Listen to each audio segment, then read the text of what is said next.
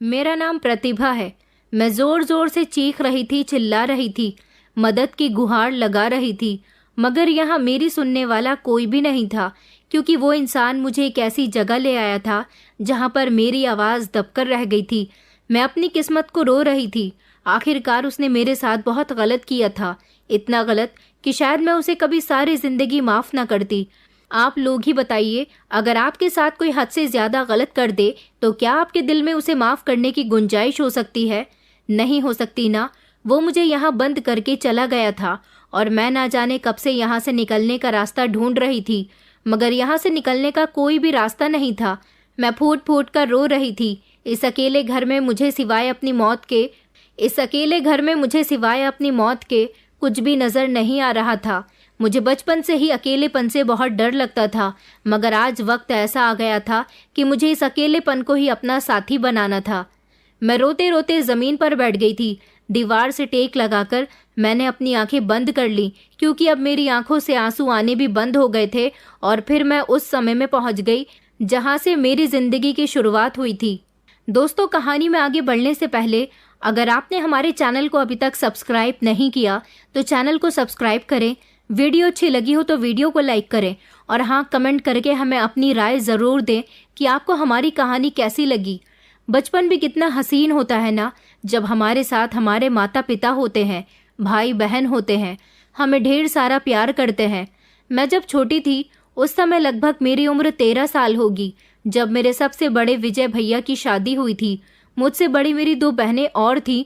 हम 3 बहनों की विजय भैया सबसे बड़े और इकलौते भाई थे। कहते हैं ना कि बड़ा भाई पिता समान होता है। हमारा भाई भी हमारे लिए पिता समान ही था। मम्मी पापा भी उनसे बहुत प्यार करते थे। वो भैया के लिए बहुत अच्छी लड़की की तलाश कर रहे थे, एक ऐसी लड़की जिसमें दुनिया की सारी खूबियां हों। और फिर फाइनली मेरे पेरेंट्स को मेरी ऐसी भाभी मिल ही गई थी। भाभी को देखकर हम तीनों बहनें बहुत खुश हुई थी। मेरे भैया बहुत स्मार्ट थे, भाभी भी कुछ कम खूबसूरत नहीं थी। शादी होने के बाद जब भाभी घर पर आई तो हम लोगों की खुशी के ठिकाने नहीं थे। मैं घर में सबसे छोटी होने के साथ साथ सबकी लाडली भी बहुत थी, इसलिए वक्त के साथ साथ अपनी भाभी की भी बेहद लाडली बन गई थी। पापा की तबीयत अब खराब रहने लगी थी, इसलिए वो अब ज्यादा काम नहीं करते थे। घर की लगभग सारी ही जिम्मेदारी भैया के कंधों पर ही आ गई थी। मम्मी हमेशा पापा की सेवा में लगी रहती थी। मेरी दोनों बड़ी बहनें जवान थी। मम्मी पापा चाहते थे कि अब वो उनकी भी शादी कर दे, इसलिए वो उनके लिए रिश्ते तलाश करने लगे थे। वो दोनों बहनों की शादी एक साथ ही करना चाहते थे। उसके बाद घर में मैं बची थी।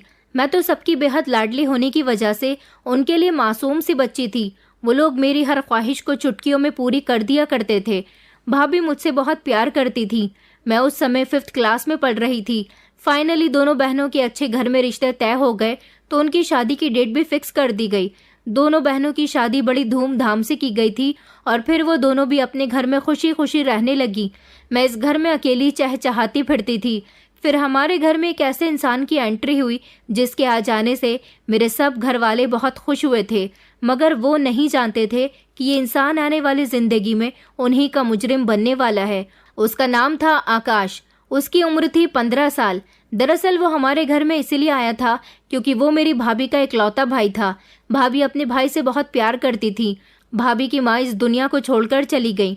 उनके पिता शराब पीने लगे थे और बहुत से ऐसे गलत काम करने लगे थे जिससे उनके भाई की जिंदगी पर बुरा असर पड़ रहा था। भाभी ये बिल्कुल नहीं चाहती थी कि उनका भाई भी इन गलत कामों में पड़ने लगे। आखिरकार वो लड़का था, लड़के हों या लड़कियां, जो बचपन से वो देखते आते हैं वो उन्हें रास्तों पर चलने की कोशिश करते हैं। भाभी अपने भाई की तरफ से बहुत परेशान रहती थी, इसीलिए हमेशा वो भैया को ये बात बताती रहती थी कि मैं अपने भाई का फ्यूचर सुधारना चाहती हूँ। मेरी शादी हो गई है, मैं यहाँ पर आ गई हूँ, मगर मेरे भाई का ध्यान रखने वाला कोई भी नहीं है। उधर पिताजी उसकी आंखों के सामने बैठकर शराब पीते हैं, सिगरेट पीते हैं। वो कम उम्र का है, ना तो उसे स्कूल भेजा गया और ना ही उस बेचारे की परवरिश ठीक से हो पा रही है। मेरी शादी होने के बाद और माँ के मर जाने के बाद वो पूरी तरह से अकेला हो गया। मुझे हमेशा बहुत याद करता है। मैं उसे समझाती हूँ कि तुम कभी पिताजी की संगत अपने दिमाग में मत लेना, मगर वो बहुत समझदार है, वो ऐसा नहीं करेगा। लेकिन उसका दिमाग अभी बच्चे वाला है, धीरे धीरे वो जवान होगा तो शायद बहुत जल्दी बिगड़ जाएगा। भैया को भाभी की परेशानी का अच्छी तरह से अंदाजा होता था। एक तरह से भाभी बिल्कुल ठीक कहती थी। ये बात भैया ने मम्मी पापा को भी बताई तो मम्मी पापा भी भैया से कहते थे कि क्यों ना आकाश को तुम हमारे घर ले आओ, हमारे पास भगवान का दिया सब कुछ है। अगर हम उस गरीब बच्चे को अपने घर में रख लेंगे, उसकी परवरिश हम अपने बेटे की तरह करेंगे और उसकी शिक्षा का भी खर्चा उठा लेंगे तो हमारे पास कोई कमी नहीं आ जाएगी। इस तरह बहू का भाई उसकी आंखों के सामने भी रहेगा तो वो अपने भाई के लिए परेशान नहीं होगी, बल्कि उसका ध्यान खुद रख सकेगी। भैया को मम्मी पापा की बात सुनकर बहुत अच्छा लगा था। वैसे भी भाभी का भाई आकाश देखने में बहुत मासूम था। वो बेचारा हमेशा खामोश खामोश सा रहता था। शायद वक्त और हालात ने उसे ऐसा बना दिया था। कम उम्र में ही उसने अपने पिता की बदलती हुई आदतों को देखा था और अपनी माँ की मौत भी होते हुए देखी थी। शायद इस वजह से उसके दिल पर एक गहरा सदमा लगा था। यही वजह थी कि उसकी खुशियाँ उसके चेहरे से गायब हो गई थी। उसकी परेशानी और उसकी मासूमियत को देखते हुए भैया उसे हमारे घर ले आए थे। भाभी उसके घर आने से बहुत खुश हुई थी। आखिरकार अब वो अपने भाई की तरफ से तसल्लीमंद हो गई थी, क्योंकि अब वो उनकी आंखों के सामने था। भाभी हम लोगों के लिए बहुत अच्छी थी और हमारा बहुत ख्याल भी रखती थी। इसलिए हम सबकी कोशिश भी यही रहती थी कि भाभी हमेशा हंसती मुस्कुराती रहे, उनके चेहरे पर कभी उदासी न आए। वैसे तो उनका भाई बहुत भोला भाला था, किसी से ज्यादा बात भी नहीं करता था, मगर अपनी बहन को इस घर में खुश देखकर उसके चेहरे पर मुस्कान आने लगी थी। हमारे पूरे परिवार में आपस में बेहद मोहब्बत थी। वो मुझसे पूरे 2 साल बड़ा था। मैं उसको आकाश कहकर बुलाती थी, क्योंकि हम दोनों की उम्र में ज्यादा फर्क नहीं था, इसलिए वो मेरे खेलने में शामिल हो जाता था। हमारे घर में सब लोग बड़े थे, कोई मेरी उम्र का नहीं था। आकाश के आ जाने से मुझे ऐसा लगता था जैसे मुझे मेरा साथी मिल गया। आकाश का मेरे ही स्कूल में एडमिशन करवा दिया गया था। वो 15 साल का था, उसका 4th क्लास में एडमिशन करवाया गया था, क्योंकि 3rd क्लास तक तो वो पहले ही पढ़ाई कंप्लीट कर चुका था। उसकी ट्यूशन लगवाई गई ताकि वो अच्छी तरह से पढ़ सके। हम दोनों साथ ही स्कूल जाया करते थे। स्कूल हमारे घर से ज़्यादा दूरी पर नहीं था। हमारे घर में उसका बहुत ख्याल रखा जाता था। उसे किसी चीज़ की कमी नहीं होने दी गई थी। मैं आकाश को हमेशा उसके नाम से पुकारती तो इस बात पर मेरी मम्मी मुझे डांट लगाती थी। कहती थी कि बेटा, वो तुम्हारे भाई की तरह है, उसे आकाश भैया कहकर पुकारा करो। अब वो हमारे घर का सदस्य बन गया है। ये समझ लो कि अब तुम्हारे 2 भाई हैं। वो मेरे साथ खेलता था, इसलिए मैं उसे आकाश भैया कहकर तो नहीं बुलाती थी। एक बार मैंने उसे मजाक मजाक में आकाश भैया कहकर बुलाया तो आकाश ने कहा कि देखो, मैं तुम्हारा दोस्त हूँ, तुम्हारा भाई नहीं हूँ। बस तभी से मैंने उसको अपना दोस्त ही मान लिया था। हम दोनों बचपन में ही बहुत पक्के दोस्त बन गए थे। सारा बचपन हमारा एक दूसरे के साथ खेलते खेलते गुजर गया था। भाभी हम दोनों से बहुत खुश रहती थी। भाभी के चेहरे पर अपने भाई को खुश देखकर हमेशा खुशी रहती थी। अब उनको अपने भाई की तरफ से कभी भी कोई भी टेंशन नहीं रहती थी। 2 साल के बाद पता चला कि उनके पिताजी की भी मौत हो गई। उनकी मौत का कारण उनकी शराब ही बनी थी। भाभी को अपने पिता की मौत पर बहुत दुख हुआ था। वो आकाश के साथ अपने घर चली गई थी और वहाँ पूरे 1 हफ्ते ठहर कर आई थी, मगर एक न एक दिन भाभी को यहाँ तो वापस आना ही था। आखिरकार उनका अपना घर तो यही था। कुछ दिन अपने मायके में गुजारने के बाद भाभी आकाश को लेकर वापस हमारे घर आ गई थी, मगर इस दौरान आकाश हमारे घर पर नहीं था तो मैंने उसे बहुत याद किया था। मुझे उसकी कमी बहुत खल रही थी। मुझे हमेशा उसकी आदत हो गई थी। वो पढ़ाई में भी बहुत अच्छा था, अच्छे नंबर से पास होता था। धीरे धीरे अब हम दोनों जवान हो रहे थे। हमारी दोस्ती जवानी तक कायम रही थी। वक्त गुजरने के साथ साथ पापा की तबीयत खराब रहने लगी और फिर एक वक्त ऐसा भी आया कि मेरे पापा भी इस दुनिया को छोड़कर चले गए। अब सिर्फ मम्मी ही रह गई थी, मगर मम्मी की टांगों में बहुत दर्द रहता था, इसलिए वो ज्यादा चल नहीं सकती थी। न जाने उनकी टांगों में ऐसी क्या बात हो गई थी कि वो बिना सहारे के चल ही नहीं सकती थी। भैया ने उनकी टांगों का बहुत इलाज करवाया था, लेकिन वो ठीक ही नहीं हो सकी। मेरी दोनों दीदी हमारे घर जल्दी जल्दी आती जाती रहती थी। भैया भाभी के भी 2 बच्चे हो गए थे और मेरी दोनों बहनों के पास भी बच्चे थे। घर में अब हमेशा रौनक लगी रहती थी। वक्त इसी तरह से गुजरता जा रहा था। जवान होने के साथ साथ मैं बहुत खूबसूरत भी थी। अब हम दोनों का एडमिशन कॉलेज में हो गया था। हम दोनों एक दूसरे के साथ पढ़ाई के डिस्कशन करते रहते थे। हालांकि आकाश मुझसे 1 साल पीछे था, मगर मैं उसे हर बात समझा दिया करती थी। बचपन से लेकर जवान होने तक का सफ़र हमारे लिए बहुत अच्छा गुजरा था। सब लोग ये बात बहुत अच्छे से जानते थे कि हम दोनों के बीच बहुत अच्छी दोस्ती है, लेकिन आकाश के दिमाग में क्या चल रहा था ये बात तो मैं भी नहीं जानती थी। वो हम दोनों के बीच होने वाली दोस्ती को दोस्ती नहीं समझता था। अब मेरा बीएससी कंप्लीट हो गया था, इसलिए भैया ने मुझे घर बैठने के लिए कहा था। अब घर में मेरी शादी की बातें होने लगी थी कि अब प्रतिभा की पढ़ाई कंप्लीट हो गई है, हम उसकी शादी कर देंगे। न जाने क्यों मेरी शादी की बात पर आकाश के चेहरे के एक्सप्रेशन बड़े अजीब से हो जाते थे। मेरा कमरा दूसरे वाले पोर्शन पर था, जबकि आकाश का कमरा नीचे वाले पोर्शन पर था। उधर ही मेरे भैया भाभी का भी कमरा बना हुआ था और मेरे कमरे के बराबर में मेरी मम्मी का कमरा था। मैं ज़्यादातर मम्मी के साथ उनके कमरे में ही सोया करती थी, क्योंकि जब से पापा की मौत हुई थी मम्मी अकेली रह गई थी। हालांकि अब हम दोनों पूरी तरह से जवान हो गए थे। मेरे घर वाले आकाश पर बहुत भरोसा करते थे, उसके सामने मैं हमेशा बहुत बेफिक्री से आ जाती थी। घर के सब लोगों का कहना था कि वो मेरे भाई के ही जैसा है, मैं भी यही समझती थी। मेरी एक दोस्त थी सोनम, वो मेरे सबसे ज़्यादा क्लोज थी। हम दोनों एक दूसरे के घर बहुत आते जाते थे। न जाने क्यों मुझे सोनम का भाई बहुत अच्छा लगता था।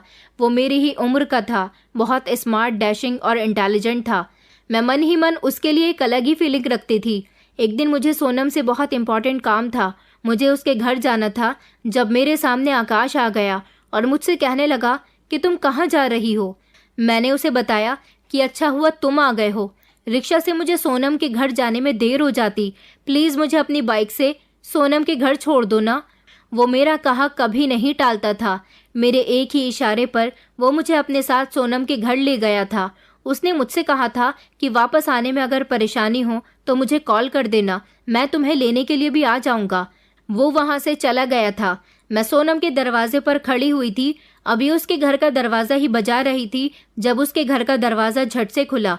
मैंने जैसे ही सामने देखा तो मैं अपनी आंखों पर काबू नहीं रख पाई थी, क्योंकि दरवाज़ा खोलने वाला इंसान सोनम का भाई जीत था। जीत को देखकर मेरे चेहरे पर मुस्कुराहट आ गई थी। उसने मुझे अंदर आने के लिए कहा। उसके कहने के मुताबिक मैं अंदर चली गई थी। मैंने कहा कि मुझे सोनम से मिलना था, मैं उसके कमरे में जाती हूँ। उसने कहा कि सोनम तो घर में नहीं है। मैंने कहा अच्छा, मैं उससे मिलने के लिए आई थी, अब मुझे यहाँ से जाना होगा। अब फिर मुझे यहाँ से जाने में इतनी देर लगेगी, रिक्शा बहुत देर से मिलती है ना। तभी उसने मेरा हाथ पकड़ लिया और कहने लगा कि तुम्हें यहाँ से जाने की ज़रूरत ही क्या है, थोड़ी देर यहीं बैठ जाओ, सोनम आती ही होगी। उसका हाथ पकड़ना मुझे ना जाने क्यों बुरा नहीं लगा था। मैं मुस्कुराने लगी। उसने मुझसे कहा कि मैं तुमसे कुछ इम्पोर्टेंट बात करना चाहता हूँ। अच्छा हुआ आज तुम आ गई, अभी मैं तुम्हारी यादों में ही खोया हुआ था। न जाने क्यों उसकी ऐसी बातें मेरे दिल में जगह कर गईं, और अब जो उसने मुझसे बात कही थी उस बात को सुनकर मैं अपनी धड़कनों पर काबू नहीं कर पाई थी। उसने मुझसे कहा कि तुम मुझे अच्छी लगती हो, और उसने मुझसे खुलेआम अपनी मोहब्बत का इजहार कर दिया था। मैं बहुत खुश हुई थी। मैं शर्माकर उसके घर से निकल आई थी। अब हम दोनों एक दूसरे से फ़ोन पर बातें करने लगे थे। मैं जानती थी कि जीत के दिल में मेरे लिए ऐसी ही फीलिंग्स हैं जैसी मैं उसके लिए रखती हूँ, मगर मुझे उम्मीद नहीं थी कि वो मुझे इतनी जल्दी प्रपोज कर देगा। मैं बहुत खुश रहने लगी थी। न जाने क्यों अब मैं ज़्यादातर आकाश के साथ टाइम स्पेंड नहीं करती थी, क्योंकि मेरा ज़्यादातर ध्यान मोबाइल में ही लगा रहता था, और अब मैं जल्दी जल्दी सोनम के घर भी जाया करती थी। हम दोनों की मोहब्बत के बारे में सोनम को भी पता चल गया था। उसने कहा था कि मैं तुम दोनों के रिश्ते के बारे में जल्द ही अपने पेरेंट्स से बात करूंगी। मुझे उम्मीद है कि मम्मी पापा मान जाएंगे। उन दिनों मैं आकाश को बहुत इग्नोर कर रही थी। शायद ये बात आकाश को बिल्कुल पसंद नहीं आई, इसलिए अब उसने मेरे साथ एक अजीब सा फ़र्क करना शुरू कर दिया था। वो अब तो ज़बरदस्ती मेरे सामने आता, मुझसे ज़्यादा बातें करने की कोशिश करता था, हमेशा मेरी तारीफ करता रहता था। कभी कभी ऐसे देखता कि मुझे बेचैनी महसूस होती थी। न जाने वो ऐसी हरकतें क्यों कर रहा था। जीत ने कहा था कि वो अपने पेरेंट्स को मेरे घर भेजने वाला है, क्योंकि अब वो मुझसे शादी करना चाहता है और ज़्यादा दिन मुझसे दूर नहीं रह सकता। मुझे वो दिन याद है जब जीत ने अपने पेरेंट्स को मेरे घर रिश्ता लेकर भेज दिया था। ये सब देखकर मेरी खुशी के ठिकाने नहीं थे, लेकिन उस दौरान मैंने नोटिस किया था कि आकाश के तौर तरीके अचानक बदलने लगे। पहले वो हमारे घर का मेंबर था, लेकिन अब वो कुछ और बन गया था। जब वो मेरे सामने आता तो मुझ पर नज़रें जमा लेता था, कभी बात करने का बहाना ढूंढता और फिर ऐसी बातें करता जिससे मुझे उलझन होने लगती थी।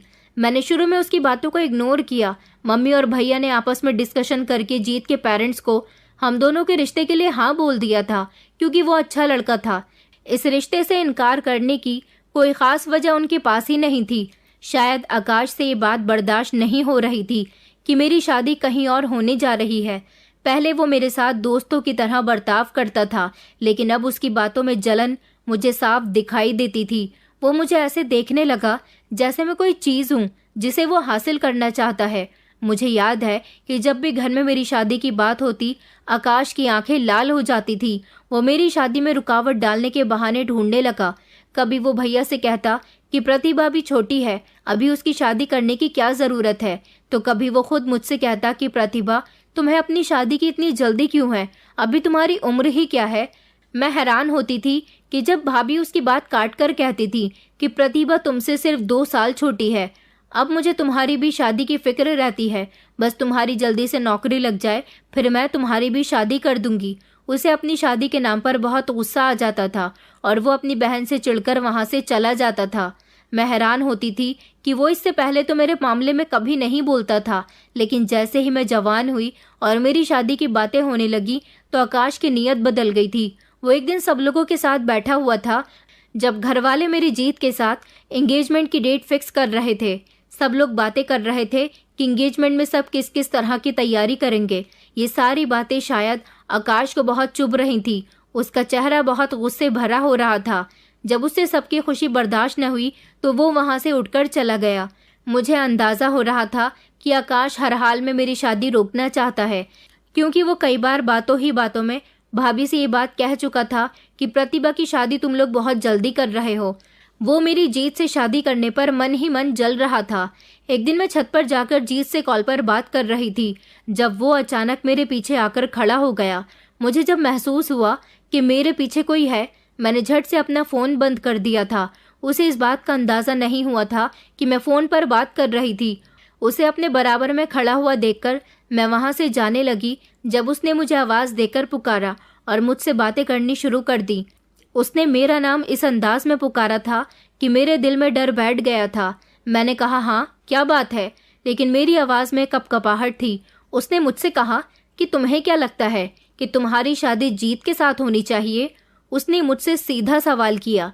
मैंने उसकी तरफ देखा और उससे कहा कि हाँ, मैं शादी करूंगी तो सिर्फ जीत से ही करूंगी, क्योंकि मैं उससे प्यार करती हूँ। आखिरकार वो मेरी दोस्त का भाई है। मैं तो उसे ना जाने कब से पसंद करती थी, वो भी मुझे पसंद करता है, तभी तो मेरे घर रिश्ता लेकर भी आया।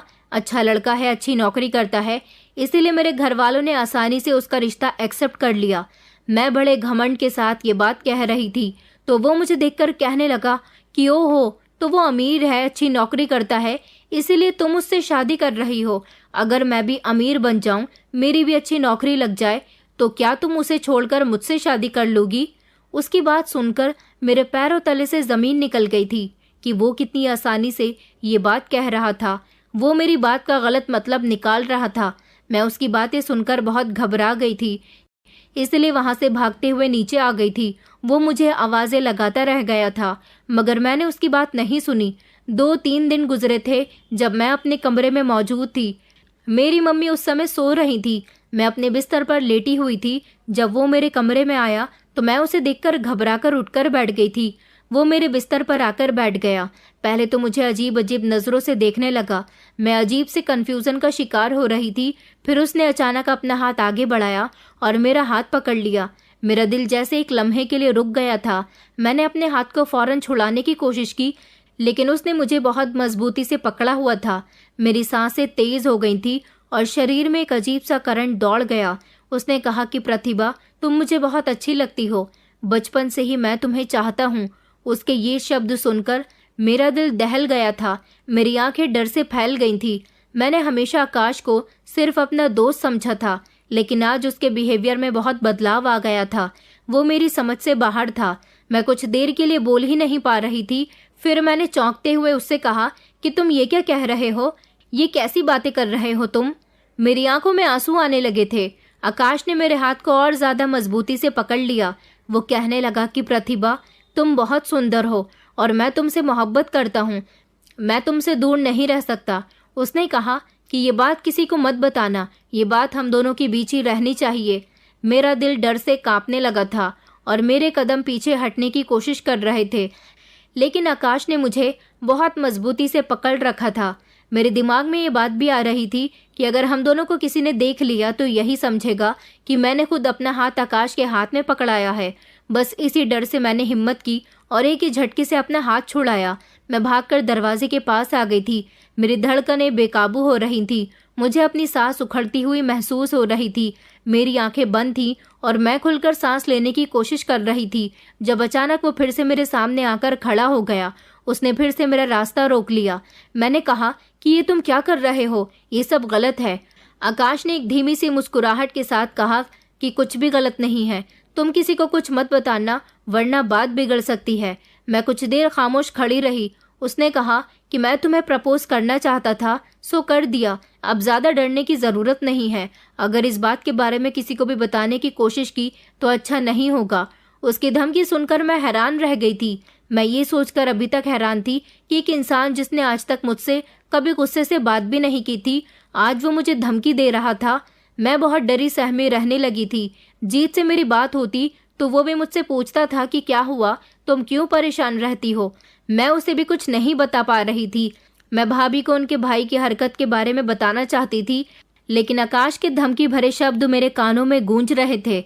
वो ना जाने मेरे साथ क्या करने वाला था। उसने कहा था कि अगर मैंने किसी को कुछ बताया तो अच्छा नहीं होगा। न जाने वो मुझसे ऐसा क्यों कह रहा था। मैं भैया भाभी को ये सब कुछ बताना चाहती थी, बस बुरा होने के डर से खामोश रह गई थी। मैंने किसी को कुछ नहीं बताया था, बल्कि मैं आकाश से दूर दूर रहने लगी थी। उस दिन के बाद से मेरी जिंदगी में अजीब तरह की खामोशी छा गई थी। मैं चाहकर भी किसी को कुछ नहीं बता पा रही थी। आकाश की नजरें, उसकी मुस्कुराहट, सब कुछ मेरे दिमाग में बार बार घूम रही थी। मैं अपने आप से सवाल करती कि ये सब कुछ क्यों हुआ, और सबसे बड़ी उलझन थी कि मैं किसी को कुछ क्यों नहीं बता सकती। अभी तक तो घर में किसी को भी कुछ जाहिर नहीं हुआ था। मैंने सोचा कि शायद ये सब टाइम के साथ साथ ठीक हो जाएगा। आकाश को भी अपनी गलती का एहसास हो जाएगा और वो पहले जैसा हो जाएगा, लेकिन ये मेरा वहम था। एक दिन मैं अपने कमरे में बैठी हुई मोबाइल यूज कर रही थी जब फिर से आकाश मेरे कमरे के अंदर आया। मैंने उसे देखते ही मोबाइल पर बिजी होने की एक्टिंग की, लेकिन अंदर से मैं कांप रही थी। आकाश ने कहा कि प्रतिभा, मैं तुमसे कुछ जरूरी बात करना चाहता हूँ। उसकी बात सुनकर मेरी सांसें रुक सी गई थी। मैंने धीरे से अपना सर उठाया, उसकी तरफ देखा। उसकी आंखों में वही अजीब सी चमक थी जो मुझे डरा रही थी। वो कहने लगा कि तुम मुझे अच्छी लगती हो, और ये बात मैं मजाक में नहीं कह रहा। आकाश ने मेरी तरफ बढ़ते हुए कहा। मेरे हाथ से झटके से मोबाइल गिर गया और मैं पीछे हटने लगी। मैंने कहा कि प्लीज आकाश, ये सब मत कहो, ये गलत है। अगर घर में किसी को पता चला तो। मेरी बात सुनकर वो कहने लगा कि घर में किसी को कुछ नहीं पता चलेगा। उसने मेरी बात को काटते हुए कहा था। उसने कहा, ये बात सिर्फ हमारे बीच ही रहेगी। मैंने कहा कि ये तुम क्या कह रहे हो। मैंने फिर से कोशिश की कि इस बात को ख़त्म कर दिया जाए। मैंने कहा कि प्लीज़ तुम मेरे कमरे से चले जाओ।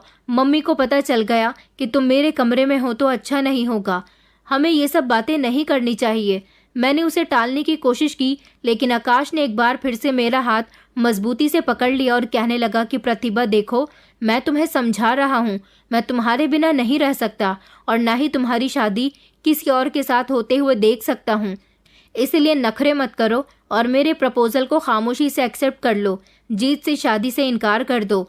मैंने कहा कि तुम अपनी औकात भूल गए हो। मेरे घर वालों ने तुम्हें यहाँ पढ़ाया लिखाया, अपने घर में जगह दी, और आज तुम उन्हीं की बेटी पर नज़र डाल रहे हो। तुम्हें शर्म नहीं आती? ये घर तुम्हारी बहन का ससुराल भी है। उसने कहा कि अच्छा, अब ज़्यादा नखरे दिखाने की ज़रूरत नहीं है। अब की बार उसने मुझसे गुस्से से कहा कि अच्छा, डरने की ज़रूरत नहीं है। मैं तुम्हें सोचने के लिए थोड़ा वक्त देता हूँ। अगर तुमने मुझसे शादी करने के लिए हामी न भरी तो तुम्हारे लिए बहुत बुरा होगा।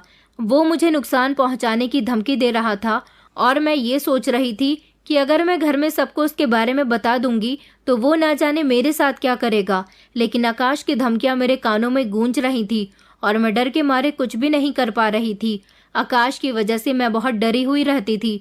मुझे अपना फैसला लेना नहीं आता था और ना ही मैं वक्त पर फैसला कर पाती थी। औरत वैसे भी फैसला करने में बड़ी कमज़ोर होती है, तभी तो उसे किसी न किसी मर्द की ज़रूरत होती है। मैं तो जीत के साथ अपनी ज़िंदगी बिताने के सपने देख रही थी। वो हमेशा मेरे साथ इज्जत और मोहब्बत से बात करता था। इधर घर में मेरी एंगेजमेंट की तैयारी हो रही थी। एंगेजमेंट की डेट फिक्स हो गई थी। अगर आकाश को पता चल गया तो वो ज़रूर कोई ना कोई रुकावट डालने की कोशिश करेगा। वो जिस तरह से मुझ पर अपनी नज़र जमाता था और जिस तरह से मुझसे बातें करता था, मैं जानती थी कि वो मुझे कभी खुश देखना नहीं चाहेगा। उसका बिहेवियर और वो दिन जब उसने मेरा हाथ पकड़ा था, सब कुछ मुझे इसी बात की तरफ इशारा कर रहा था कि वो मुझे किसी और के साथ नहीं देखना चाहता। मैं दिल ही दिल में जीत के साथ अपनी ज़िंदगी गुजारने के सपने देखती थी, लेकिन आकाश का साया मेरे खुशियों पर मंडरा रहा था। मैं बहुत उलझन में थी कि इस मुश्किल समय में खुद को कैसे संभालूं। फाइनली मेरी एंगेजमेंट का एक दिन रह गया था जब रात के समय आकाश मेरे कमरे में आया और कहने लगा कि तुमने मुझे अभी तक कोई जवाब नहीं दिया। कल तुम्हारी एंगेजमेंट जीत के साथ नहीं बल्कि मेरे साथ होगी। तुम अपने घर वालों से खुद कहोगी कि तुम्हें जीत के साथ शादी नहीं करनी बल्कि मेरे साथ शादी करनी है। अब की बार मुझे आकाश से बहुत डर लग रहा था क्योंकि वो बड़े ही गुस्से में मुझसे बात कर रहा था। न जाने उसके अंदर इतनी हिम्मत कहाँ से आ गई थी। उसने मेरा हाथ पकड़कर मुझसे कहा कि अगर तुमने मेरी बात नहीं मानी तो मैं ज़बरदस्ती भी तुम्हारे साथ शादी कर सकता हूँ। इसीलिए बेहतर यही होगा कि तुम खामोशी से मेरी बात मान जाओ। मैं उसके आगे हाथ जोड़कर रिक्वेस्ट कर रही थी कि प्लीज़ मेरे साथ ऐसा मत करो। मेरे दिल में तुम्हारे लिए मोहब्बत जैसी कोई बात नहीं है।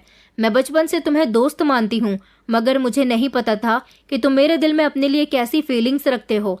प्लीज़ मेरी ज़िंदगी बर्बाद मत करो। मैं जिसके साथ खुश रहना चाहती हूँ, मेरी शादी उसी के साथ होने दो। मैं कभी तुम्हारे साथ खुश नहीं रह सकूंगी। मेरी बात सुनकर उसे बहुत गुस्सा आया। उसने मेरे मुंह पर एक ज़ोरदार थप्पड़ मार दिया। मैं रोने लगी थी। मैंने कहा कि ये तुम क्या कर रहे हो। अभी मैं इससे आगे उससे कुछ कहती, इतनी ही देर में मेरे भैया भाभी कमरे के अंदर आ गए। भैया ने ये सब कुछ अपनी आंखों से देख लिया था, जबकि भाभी को भी ये सब देखकर अपनी आंखों पर विश्वास नहीं हो रहा था। भैया ने कमरे के अंदर आते ही आकाश का गिरेबान पकड़ लिया। भैया कहने लगे कि कमीने इंसान, तेरी हिम्मत कैसे हुई मेरी बहन के साथ बदतमीजी करने की। तूने उस पर हाथ कैसे उठाया। भैया ने भी उस पर हाथ उठाना शुरू कर दिया था। मैं एक तरफ सहमी खड़ी हुई थी, जबकि उन दोनों के बीच खूब लड़ाई झगड़ा हो रहा था। भाभी उन दोनों को बचाने की कोशिश कर रही थी। शोर की आवाज़ सुनकर मम्मी अपने कमरे से जोर जोर से चिल्लाने लगी कि क्या हो रहा है। मम्मी चल नहीं सकती थी, इसलिए वो कमरे से आवाज़ लगा रही थी। मुझे बहुत डर लग रहा था। वो दोनों आपस में इस तरह से झगड़ रहे थे कि कमरे की हालत भी खराब होने लगी थी। सामान भी इधर उधर गिर रहा था। आकाश भैया से बार बार कह रहा था कि मैं इसे पसंद करता हूँ, मेरी शादी इससे ही होगी, मैं इसको किसी और का होने नहीं दूंगा। जबकि भैया उसको गालियां दे रहे थे, उसको मार रहे थे। उन दोनों की हाथापाई के बीच एक ऐसा हादसा हो गया जो कि नहीं होना चाहिए था। आकाश के हाथ में मेरे कमरे में रखी हुई कैंची लग गई और उसने अपना बचाव करने के लिए वो कैंची उठाकर भैया के पेट में मार दी। ये सब देखकर तो भाभी की आंखें फटी की फटी रह गई थी, जबकि मेरी भी एक जोरदार चीख निकल गई थी। भाभी को गुस्सा आया तो भाभी आकाश के पास उसको पकड़ने के लिए गई और कहने लगी कि तूने ये क्या कर दिया। उन्हें अपने भाई से जरा भी डर नहीं लग रहा था। वो नहीं जानती थी कि आकाश बहुत खतरनाक इंसान है। उसने इतनी ही देर में भाभी पर भी कैंची से वार कर दिया और कहने लगा कि जिसने भी मेरे करीब आने की कोशिश की, मैं उसे जान से मार दूंगा। भाभी को उम्मीद नहीं थी कि उनका भाई उन पर ही वार कर सकता है। आकाश की आंखों में खून उतर आया था। इस समय उसके सामने जो भी आता वो उसको मारने के लिए तैयार था। भैया की हालत बहुत खराब हो रही थी। उनके पेट से बहुत तेजी से खून निकल रहा था, जबकि कुछ ऐसी ही हालत भाभी की भी हो रही थी, क्योंकि उसने भाभी के कंधे पर कैंची मारी थी। भैया भाभी दोनों घायल हालत में जमीन पर पड़े थे। मैंने आकाश को देखा। मैं झट से भागकर मम्मी के कमरे में चली गई। मम्मी मुझे देखकर बहुत डर गई थी। मैंने उनको गले लगा लिया और रोते हुए उनसे कहा कि मम्मी प्लीज़ मुझे बचा लो, ये इंसान मुझे भी मार डालेगा। आकाश के हाथ में अभी भी कैंची थी। वो मम्मी के कमरे में भी आ गया था। मम्मी उससे कहने लगी कि क्या बदतमीजी है आकाश, ये तुम क्या कर रहे हो। मगर आकाश ने किसी की न सुनी। मैंने मम्मी को मजबूती से पकड़ा हुआ था। वो मेरे करीब आया। उसने मेरा हाथ पकड़ लिया और मुझे अपने साथ ले जाने लगा। मुझसे कहने लगा कि मैंने तुझे कहा था ना कि अगर तुम लोगों ने कुछ भी होशियारी करने की कोशिश की तो बहुत बुरा होगा। देख लिया तुमने अंजाम। आकाश का इतना खतरनाक रूप मैंने पहली बार देखा था। मम्मी जोर जोर से चिल्ला रही थी, मेरी बेटी को कहाँ लेकर जा रहे हो। मैं भी उससे खुद को छुड़ाने की कोशिश कर रही थी, मगर वो मेरा हाथ पकड़कर मुझे ज़बरदस्ती घर से बाहर ले आया और मुझे गाड़ी में बिठाकर अपने साथ यहाँ इस घर में ले आया था, जहाँ पर मैं अपनी बेबसी को याद करके रो रही थी। रोते रोते मेरा बुरा हाल हो रहा था। न जाने वो मुझे यहाँ अकेला छोड़कर कहाँ चला गया था। मुझे इस समय जीत की बहुत याद आ रही थी और मैं सोच रही थी कि न जाने मेरे भैया भाभी अब जिंदा रहे भी होंगे या नहीं। मेरी मम्मी का क्या हाल हो रहा होगा। 2 घंटे मुझे इसी तरह इस घर में एक तरफ बैठे हुए हो गए थे, जब मुझे घर के अंदर किसी के दाखिल होने की आवाज़ सुनाई दी। मैं घबराकर उठकर खड़ी हुई थी। ये इंसान कोई और नहीं बल्कि आकाश था। आकाश ने मेरा हाथ पकड़ा और मुझे अपने साथ ले जाने लगा। कहने लगा कि हम दोनों शादी करेंगे। उसने इसी घर में पंडित जी को बुलाकर शादी का इंतजाम करवा लिया था। ये दरिंदा मेरे साथ शादी करना चाहता था, मगर मुझे तो इस समय उसकी शक्ल भी बहुत बुरी लग रही थी। मैं सोच रही थी कि मैं क्या करूं। अब तक मैं इस दरिंदे से डरती ही आई थी। अगर मैं इसको वक्त पर ही मुंहतोड़ जवाब दे देती तो शायद आज बात इतनी न बढ़ती। मुझे अपनी बेबसी और लाचारी पर बहुत गुस्सा आ रहा था। पंडित जी शादी की तैयारी कर रहे थे। ये मेरा हाथ बहुत मजबूती से पकड़े हुए था, मुझे छोड़ ही नहीं रहा था। यहाँ पर हम तीनों के अलावा कोई भी नहीं था। तभी मेरी नज़र घर के दरवाजे पर गई। घर का दरवाज़ा खुला हुआ था। मुझे कुछ भी करके यहाँ से निकलना था। मैंने अपने हाथ में नरमी डाल दी थी। मैंने आकाश से कहा था कि मेरा हाथ छोड़ो, जब तुम सबको मार चुके हो तो मुझे भी मार दो। तुमने ये भी नहीं सोचा कि तुमने अपनी बहन और उसके पति को भी मार दिया। तुम नहीं जानते कि उनके छोटे छोटे बच्चे हैं। आकाश ने मेरा हाथ छोड़ दिया क्योंकि इस समय वो मुझसे बात करने में बिजी हो गया था। उसने कहा, जो मेरे रास्ते में आएगा मैं उसे इसी तरह से मार डालूंगा। इसलिए तो तुमसे कहता हूँ कि मुझसे खामोशी से शादी कर लो। मैं नहीं चाहता कि मैं तुम पर भी जानलेवा हमला करूं। मैंने कहा कि अच्छा ठीक है, मैं तुमसे शादी करने के लिए तैयार हूँ, मगर मेरी एक शर्त है। आकाश मेरी तरफ गौर से देख रहा था और वो कहने लगा कि बताओ क्या शर्त है। मैं पंडित जी की तरफ देख रही थी, जिन्होंने अग्नि तैयार कर ली थी। उसमें आग जलने लगी थी। आकाश मेरी शर्त सुनने के लिए बेचैन हो रहा था। मैंने झट से उसे इस जलती हुई अग्नि के अंदर धक्का दे दिया। वो धड़ाम से उसमें जा गिरा था। मैं जल्दी से वहां से भागने के लिए इतनी तेज तेज कदम बढ़ाकर वहां से भाग रही थी कि मेरी सांस फूल रही थी। फिलहाल तो मैं उस घर से निकल आई थी। आकाश भी मेरे पीछे पीछे आ रहा था। मैं इतनी तेज भाग रही थी कि मुझे अपना कोई होश ही नहीं था। सड़क पर बस मैं भागती हुई चली जा रही थी। पीछे मुड़कर देखने का भी मेरे पास समय नहीं था। आकाश जोर जोर से चिल्ला रहा था कि रुको, मैं तुम्हें छोड़ूंगा नहीं। अब की बार मैं तुम्हें जान से मार दूंगा। अगर तुम मेरी ना हो सकी तो मैं तुम्हें किसी और का भी नहीं होने दूंगा। मुझे कुछ भी करके यहाँ से भागना था। मैं भागते भागते इतनी दूर तक आ गई थी कि आकाश मुझे पकड़ नहीं सका था। उसके शरीर पर जलने के कुछ घाव तो आए ही होंगे, क्योंकि अग्नि की लपटें उठ रही थी और मैंने उसी अग्नि में उसको झोंक दिया था। मैं तो चाहती थी कि वो उसी अग्नि में जलकर राख हो जाए, मगर वो बच गया था। शायद अब वो मेरे पीछे भागने की हिम्मत हार चुका था। मैं भागते भागते जीत के घर आ गई थी। मैं जैसे ही वहां पहुंची तो वहां पर जीत मौजूद ही नहीं था, मगर सोनम अपने पेरेंट्स के साथ थी। सोनम ने जब मेरी इतनी बुरी हालत देखी तो वो मुझसे पूछने लगी कि क्या हुआ। घर में सब लोग मुझे देखकर परेशान हो गए थे। मैंने उसे पूरी बात बताई। उस समय जीत ऑफिस गया हुआ था। सोनम ने उसे कॉल करके जल्दी से घर बुला लिया। जीत को भी अब सब कुछ पता चल गया, तो जीत ने मुझे भरोसा दिलाया था कि अब मुझे घबराने की ज़रूरत नहीं है, क्योंकि अब वो मेरे साथ है। जीत ने आकाश के खिलाफ पुलिस में कंप्लेंट दर्ज करवा दी थी और पुलिस ने आकाश को ढूंढ निकाला था। मेरे भैया तो इस दुनिया से जा चुके थे, मगर भाभी अभी तक घायल थी। मम्मी की तबीयत भी बहुत ज़्यादा ख़राब हो गई थी। लगभग मेरा पूरा परिवार ही अस्पताल में मौजूद था। मेरा तो रो रो कर बुरा हाल हो रहा था। पुलिस ने आकाश को ढूंढ निकाला था। मोहब्बत का भूत उसके दिमाग पर इतना सवार हो गया था कि वो हम सबकी नज़रों में गिर गया था। उस पर मेरे घर वाले बहुत भरोसा करते थे और कभी कभी हमारा भरोसा तोड़ने वाले हमारे अपने ही होते हैं। भगवान की कृपा से मेरी भाभी की जिंदगी तो बच गई थी। कुछ दिनों के बाद वो ठीक हो गई। आकाश को जेल पहुंचा दिया गया था, जबकि जीत ने मुझे भरोसा दिलाया था कि अब मेरे साथ कभी कुछ गलत नहीं होगा। वो मुझसे शादी करेगा और मेरा बहुत ख्याल रखेगा। भाभी जब ठीक हो गई तो उन्होंने मुझसे अपने भाई की गलती की माफ़ी मांगी थी। उन्होंने कहा कि उसे तो कभी मैं भी माफ़ नहीं करूंगी। हम लोगों ने उसके साथ क्या कुछ नहीं किया। उसने हमारी भलाई का हमें ये सिला दिया। कभी कभी हम किसी के साथ अगर भलाई करते हैं तो वो हमारे लिए फायदेमंद नहीं बल्कि एक बहुत बड़ी मुसीबत का सबब बन जाता है। मेरी जीत के साथ शादी हो गई, मैं उसके साथ खुश हूँ, लेकिन आप लोग मुझे बताइए कि आकाश ने जो मेरे साथ किया क्या वो ठीक था? इस सब में मेरे भाई की जान चली गई, आखिर उनका क्या कसूर था?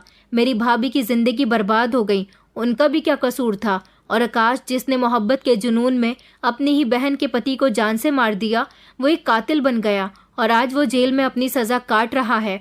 अगर वो खुद पर कंट्रोल कर लेता तो आज इतनी जिंदगियां बर्बाद न होती। दोस्तों, उम्मीद करती हूँ आपको हमारी कहानी पसंद आई होगी।